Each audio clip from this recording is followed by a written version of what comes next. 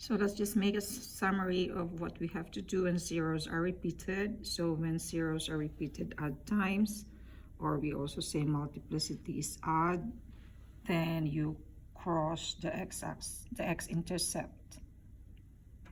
If it is even times, the multiplicity is even, you do not cross. So what we are going to discuss in this lesson is what if the function is given in factored form. So we are so used to graphing functions in the unfactored form, like this function here. So what are easy to see when the function is given in the unfactored form? Okay, so you could always see the leading term, and once you know the leading term, that will show you the end behavior. It could also show you the degree of the polynomial 5, so that you are expecting 5 zeros. Another thing is the y-intercept is so easy to calculate. You make x 0, so the y-intercept is 45.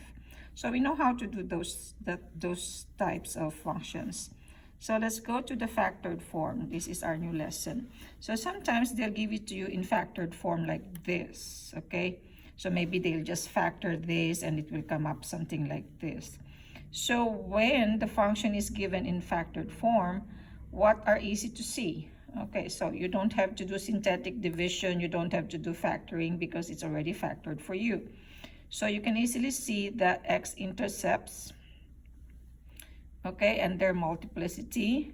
So this, you know that this is repeated twice, so you do not cross -3, you just touch it. This is repeated 3 times, odd number of times, so you have to cross x equals 4. But what you have to calculate here, you don't know your leading term, you don't know your y, your constant. So you have to calculate those things. We're going to have an example of that in the next lesson.